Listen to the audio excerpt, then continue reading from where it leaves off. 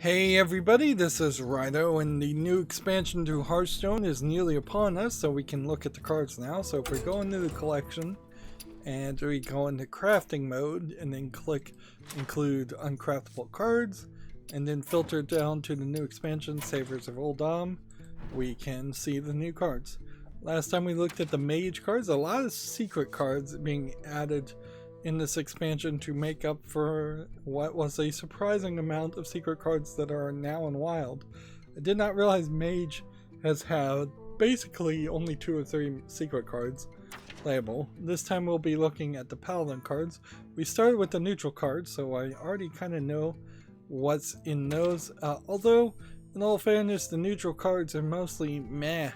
They're not really synergizing or doing anything. They're just kind of more cards that do a lot of the same things we've already seen before, and they're not really power creeping a lot in neutral or doing anything, so I think it is mostly just replacing cards that went in the wild.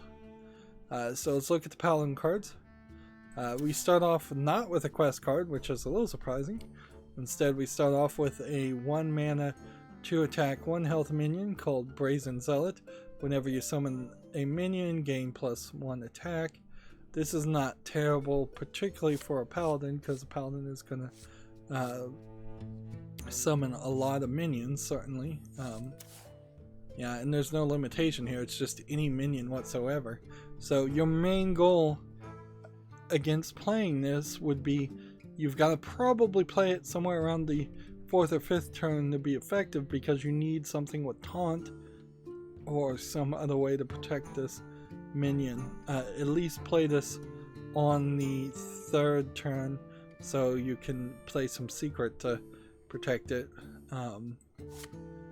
So every other expansion has had a quest. I expect every hero will have a quest. So this one's quest is a 1 mana technically spell, legendary card, Making Mummies. Quest: play 5 reborn minions. The reward is the Emperor Wraps. I don't know what Emperor Wraps will do. It doesn't tell us. So this might be very effective. It might be not effective at all. There's no comparison here at all. Since we don't know what those cards will do, it could be that the Druid's quest is way better than the Paladin quest, or vice versa. We just have no clue. So it's pretty useless to see this card until you can actually play it. And since it's a legendary, unless the expansion goes in a very different way, I don't think we're getting these quests or the legendary cards that are hero specific for free. That would be nice. It'd be really nice if every legendary for each of the 9 hero classes was given to us when the expansion came out, and every, what is the other legendary here? Every legendary like this, which we've seen one of these for each of the expansion, it was given to us for free. That would be 18 cards for free that were legendaries. But assuming that's not true, and that is the right assumption, you're going to have to potentially open up to 50 packs to find this legendary, and up to 50 packs to find this legendary, and that would be 100 packs for 1 hero class. There's 8 others. That's 900 packs at maximum that you might have to go through. Odds are you wouldn't really go through 900 packs to get all of them, but that's a lot, certainly. That is a lot. Moving on, we have a 2 mana 1 attack 2 health mech. I believe this is the 2nd mech I've seen so far in the expansion, so they're adding a couple of mechs, but not a lot. This is the Micro Mummy. It's an epic class. It has the key phrase Reborn, which I assume means that it summons itself at the end of a turn when it dies. At the end of your turn, give another random friendly minion +1 attack. This is another example of not really knowing what the key phrase Reborn means, and then seeing that there have been plenty of other effects that just say at the end of your turn give another random friendly minion +1 attack, or at the end of your turn do something else. And while this is more wordy, certainly, it's better to, at a glance, understand what's going to happen. I really don't know what Reborn means. I can only really guess at this point. So I would have to play that card to figure out what it does. Which is a bad sales pitch, frankly. Like, this is a microtransaction, free-to-play game. They're trying to sell you card packs to buy cards. Would I want to buy this card not knowing what Reborn does? No. So, am I going to purchase one more pack to potentially get this card? No. Am I really going to purchase another pack potentially to get this card not knowing what Emperor Reps does? No. So there's an education problem right at the beginning as far as how this game sells itself. Next we have a 2 mana, 3 attack, 1 health beast minion called the Sand Wasp Queen. Battlecry adds 2/1 Sand Wasps to your hand. It's not great, but it's not terrible. The question here, and if they use some images, this might be a little bit helpful. Are these 2/1 Sand Wasps, do they cost 0 mana? Do they cost 1 mana? Do they cost 2 mana? Do they cost more? If they cost 2 mana, then that's pretty bad. If they cost 1 mana, that's alright. If they cost 0 mana, then why bother even having them added to your hand in the first place? So I have to assume 0 mana is out. So I'm guessing they cost 1 mana,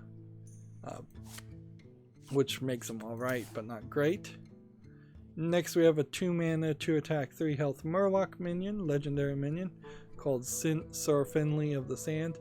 Each of these legendary minions are based on what seems to be the League of Explorers expansion heroes, which is fine, but it does bring back the fact that that expansion is also in Wild, and so it seems kind of silly to make reference to something when you can't even play those cards in standard play.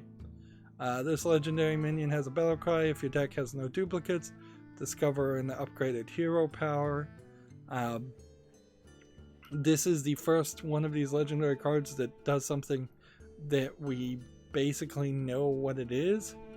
It's going to give you 3 options, and they're going to be 3 of the 9 basic upgraded hero powers. It does not upgrade any of the hero powers for any of the special heroes that are hero replacement cards, as I'm assuming. So, yeah. Again, League of Explorers here is the 1, 2, 3, 4, 5th expansion from the beginning to be in Wild. And so re-referencing it in this expansion kind of just feels like a bit of a slap in the face. Next we have a 2 mana spell called Subdue. Set of minions attack and health to 1. That's not terrible for a Paladin. Next we have a 3 mana, 3 attack, 1 health beast minion called Solhet's Pride, I guess. It's a little funny, since that Lion King live action movie came out, this would have been a interesting time to try and coordinate with that and have some Lion King references. Although I guess that would date it rather quickly. This minion has a death rattle, draw 2 1 health minions from your deck. There's a possibility to play something like this and draw very specific cards if you have only like 2 1 health minions in your deck at any time. But I would really have to scour through the possibilities to find out if there is a 1 health minion that you really would need to draw to your hand to accomplish something or to win the game. And I don't know off the top of my head what 1 health minion would do anything like that. Next we have a 4 mana, 4 attack, 2 health minion called the Ancestral Guardian. It has lifesteal, which means when it attacks it gains as much damage as it does as health for your hero. It has Reborn also, which again I can only assume Reborn means it resummons itself at the end of the turn. So it's not a terrible card even at 2 health, because you play it and then you attack, you get 4 healing, and it resummons itself for the next turn, so that is not bad at all. Reborn might be slightly different than the phrase at the end of your turn resummon this minion, because it might resummon it at the end of your opponent's turn also, so there might be a slight difference there. Maybe they're trying to differentiate between at the end of the player's turn something happens and only at the end of a player's turn versus at the end of any turn. But they really haven't done a lot with that concept, or really introduced that concept at all so far. Next we have a 6 mana spell called Pharaoh's Blessing. Give a minion +4/+4, Divine Shield, and Taunt. This is a great card. There's nothing wrong with this card. I believe there's a Paladin card that gives you +4/+4 for 5 mana. So spending 1 extra mana to get Divine Shield and Taunt is super useful. Although questionable on the art. Like, I have no idea what this is supposed to be, but it's weird to say the least. And this is Rydo's misspelled. Finally, we have 8 mana spell called Tips of Scales. Summon 7 Murlocs from your deck. If you played this in Wild, you could do some crazy stuff. Or if you were just playing a Paladin Murloc deck, you could do some crazy stuff. I haven't seen anybody play a Paladin Murloc deck in a while.